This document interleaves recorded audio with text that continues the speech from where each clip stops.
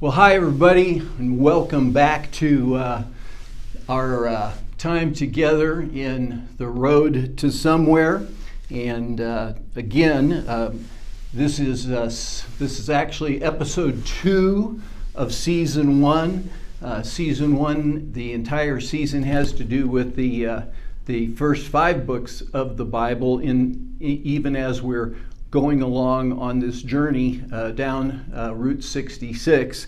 Actually, I thought I ought to just tell you that one of the things that is important, because someone asked me recently, how does the book and the videos, the Route 66 videos on YouTube, how do they tie together? And really, again, I might have told you this last week, but the motivation to write the book was I wanted to do something that would motivate people to go to watch those videos, and if they would, it would take them through the entire Bible, all 66 books, and we give them a little bit of an overview.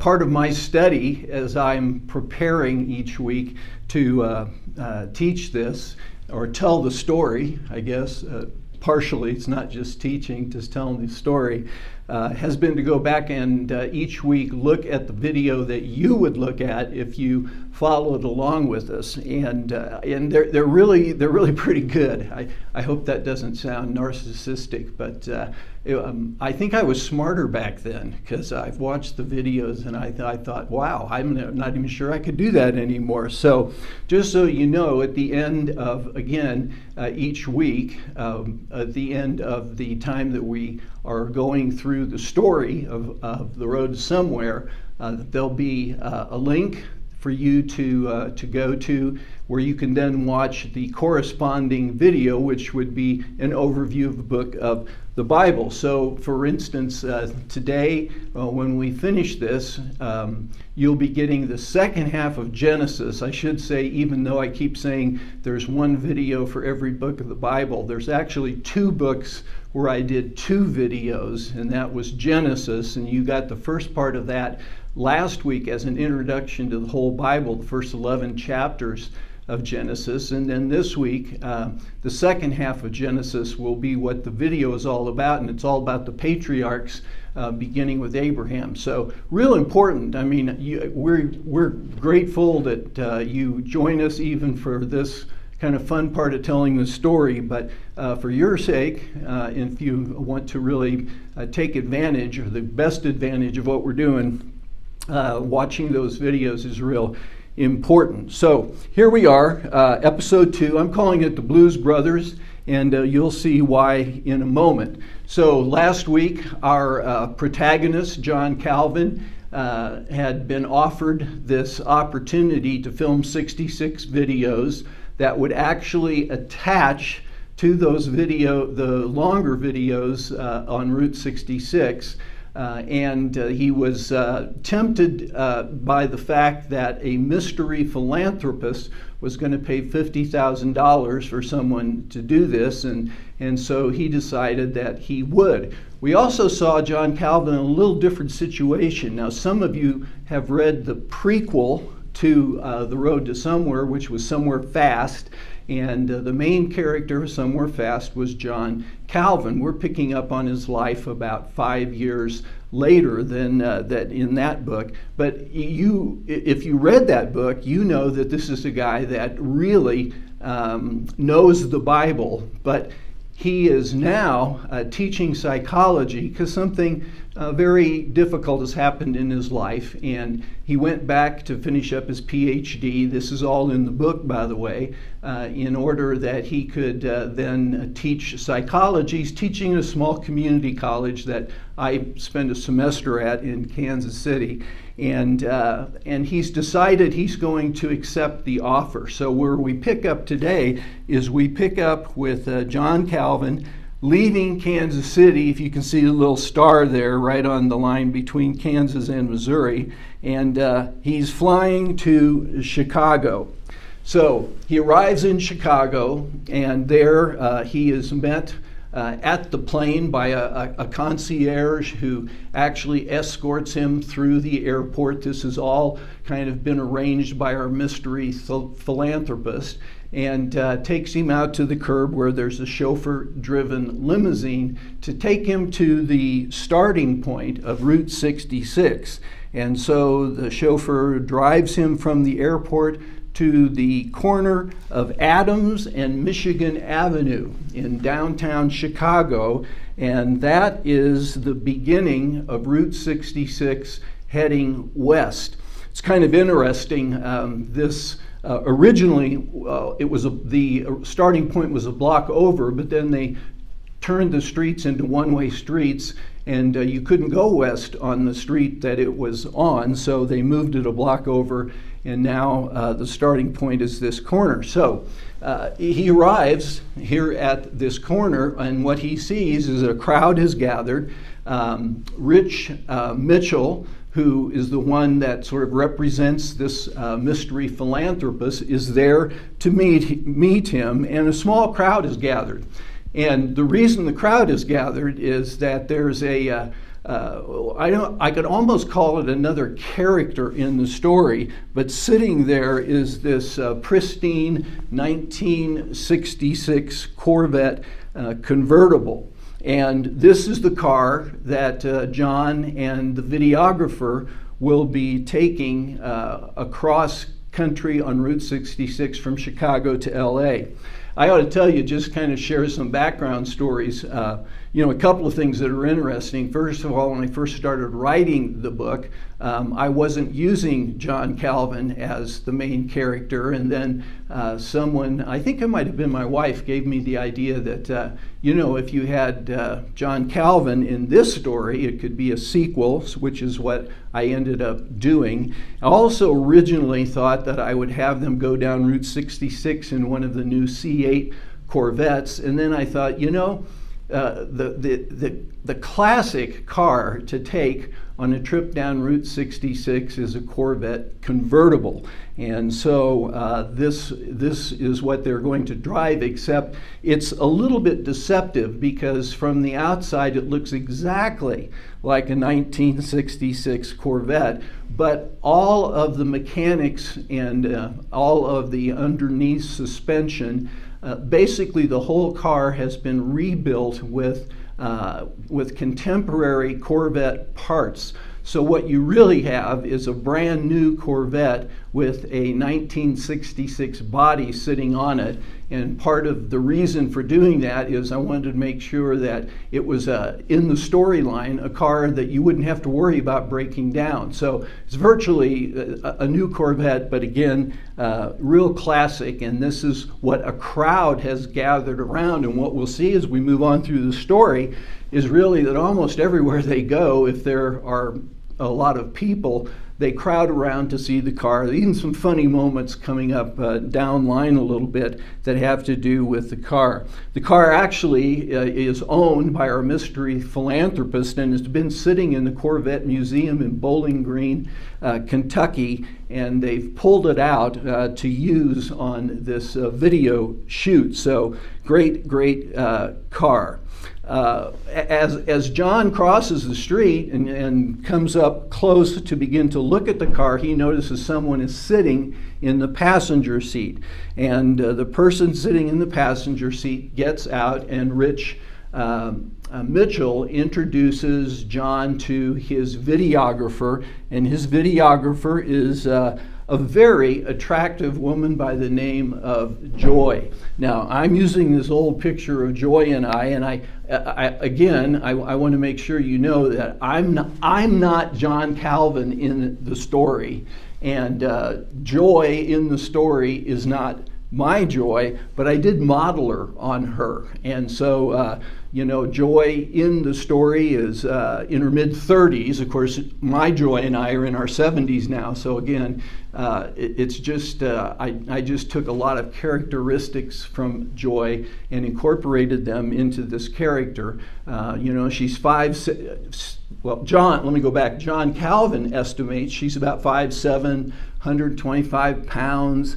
Very attractive, and obviously because she's wearing shorts and a short sleeve shirt, he can see she's quite athletic and muscular, and the two of them again are the two main characters now for the rest of the story.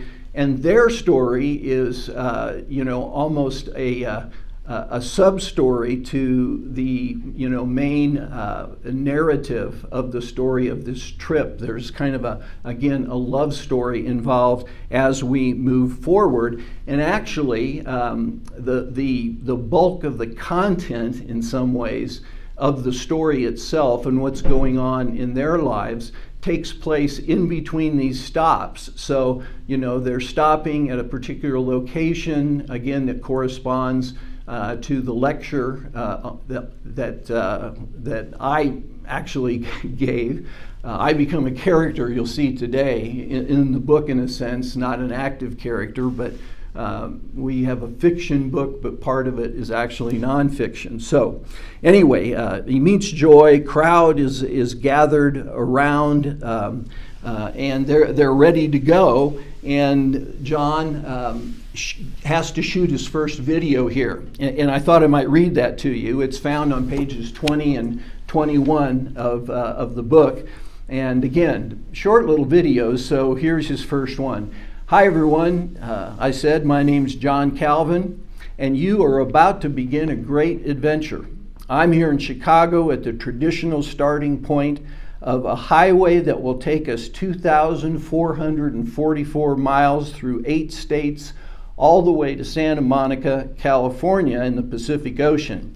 That highway is known as Route 66, and along the way, we're going to make 66 stops. And at each of these stops, we're going to shoot a short video where I'm going to give you a brief overview of the history of the stop and of one of the 66 books of the Bible. If my short report piques your imagination, there'll be a link on the bottom of your screen to a website where you can watch a video of Dr. Robert Beltz, a biblical scholar who will give you a more thorough explanation of the book I have previewed for you. I looked over at the crowd and said, "Are you ready for an adventure?" And the crowd burst out shouting and whistling. I imagined this was the last time we'd have a crowd this large. I ended up being wrong about that, as well as a number of other preconceptions. Our next stop will be Joliet, home of Jake and Elwood of the Blues Brothers fame, and our corresponding book of the Bible will be Genesis. And so they take off. The car fires up and they head out on Route 66, and their next stop is going to be Joliet, Illinois. And in Joliet, Illinois, they will we'll have another time to give a little bit of a history on Route 66, and it's 45 miles from Chicago, so they have a relatively short trip, except they're trying to drive Route 66, and if you have ever seen a map of how you do that these days, it requires a lot of twists and turns and going over and under interstates, and so a lot of times it's a little bit of a slower drive. What happens between Chicago and Joliet is that we find out a lot, or at least begin to find out a lot, about both John and his videographer, Joy. We find out that John is widowed. Now, this has all happened since the end of Somewhere Fast, and so again, we're going to learn a little bit about how John got to the place internally that he is.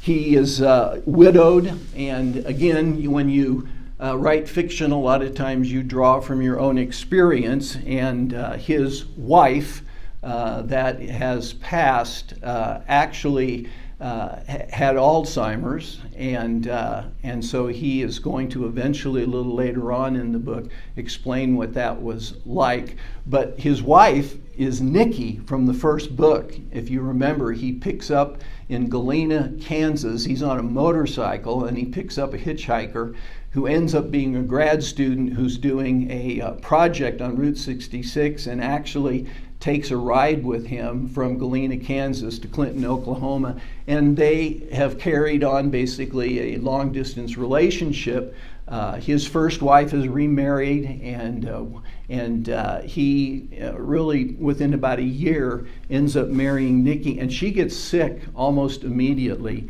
and she has Alzheimer's, and she dies from that. So he's a widower as the story begins.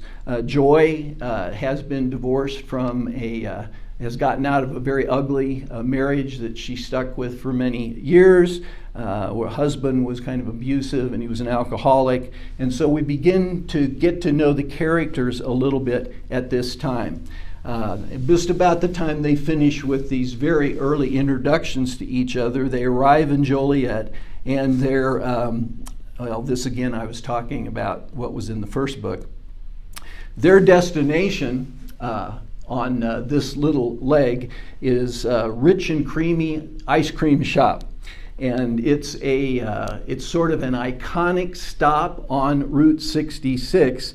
And the reason is that it became famous in the movie The Blues Brothers, because in the movie The Blues Brothers, Jake and Elwood, they dance on top of the roof of this ice cream shop in the movie. And the ice cream shop has ended up creating a couple of life-size statues of Jake and his brother Elwood, and they are on top of the roof, and it looks like they're dancing. So the little video that we want to do for this stop, Joy has it set up in such a way that, along with John being able to give his dialogue in the background, again, you see the Blues Brothers. And you might remember that sort of the theme of that comedic movie was that they were on a mission from God. And I kind of think that we are too, in terms of what we're attempting to accomplish, not only as we take this journey down Route 66, but as we take a journey through the 66 books of the Bible also. So Joy sets the shot up, and they take the shot. It's kind of interesting in the book. There's some teasers to the crowd. The crowd is gathered around again for the same reason. They want to see the car. And John kind of calls out spontaneously, does anybody know how many books there are in the Bible? And the crowd's just silent. Nobody really knows, which would probably be the case today if you were to do that in sort of a mixed crowd in our culture. And he gives them a hint then. He said, the hint is that what's the name of the highway that we're on? And suddenly one of the little girls that's in the crowd shouts out, 66! There's 66 books. And then he asks the question, does anybody know what the first book of the Bible is? And someone else in the crowd actually knows that and calls out Genesis. And so again, he's going to give a little bit of a teaser, and he'll talk a little bit about the book of Genesis. So let me read what he says here and at this stop and what the video looks like. So John says this: "Welcome to Joliet, Illinois," I said. "This is our second stop on our journey down Route 66. I'm here in front of the Rich and Creamy Ice Cream Shop, made famous by the film The Blues Brothers. As a matter of fact, it looks like Jake and Elwood are still on the roof dancing. Like Jake and Elwood, you might say that we're on a mission from God. Ours isn't to save an orphanage, which is the theme of the movie, but rather to gain a greater understanding of the Bible. And the corresponding book for this shop is the book of Genesis." And now you'll kind of see how, again, from now on at every stop, there'll be just a little synopsis of the book and then an attempt to encourage people to go to the lecture on that particular book. Let me remind you, there's a series of lectures that go with our videos. As I was listening to Dr. Beltz's lecture about Genesis, I discovered that most of the Old Testament books in the original Jewish Bible got their name from the first few words of the text. So the book we call Genesis was titled In the Beginning. And Genesis is a book about beginnings. Moses writes about the beginning of the world, the beginning of humanity, the beginning of all of our problems, and the beginning of God's solution. One of the lines that struck me going back and watching the video that I hope you will watch on Genesis is that, in a sense, I forgot that I had come up with this idea. But if someone were to ask you what the Bible is all about, in a sense, there's a real simple answer to that. And the first part of the answer is this: the Bible says that nothing is the way it's supposed to be.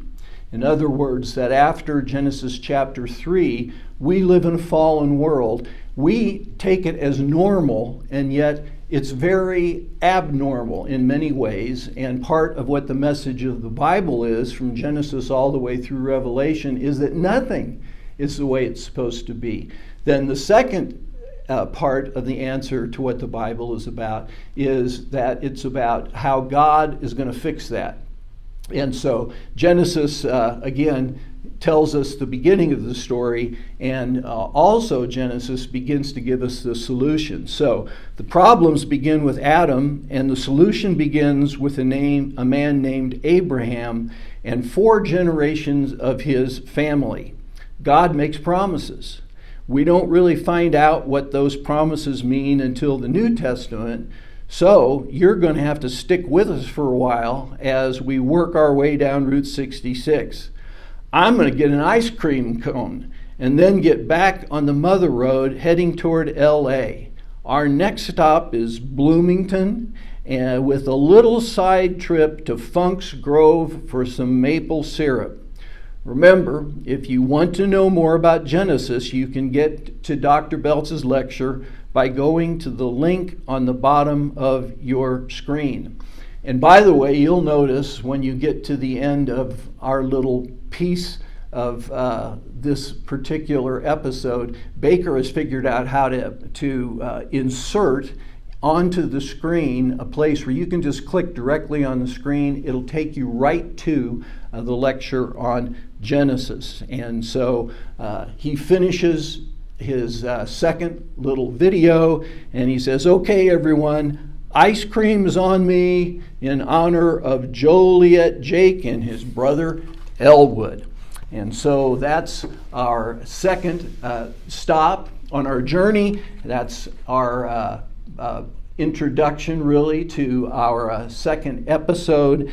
And our next stop, again, as we saw even in what John says to his audience there, is going to be a little town called Funk's Grove that is famous for its maple syrup and played a big role, actually, in the first book, Somewhere Fast. You might not be aware of what that was. A little bit later on, I think I'll tell you about that when there's a kind of a big twist that takes place in the story. And so that takes us to the end here of our second episode. So make sure that you go and you watch the video, and next week we'll head on down to Funk's Grove, and we'll also get a quick little look at the book of Leviticus. So thanks for being with us in this part. Go on over and take some time and watch that video on Genesis, and I'll see you next week.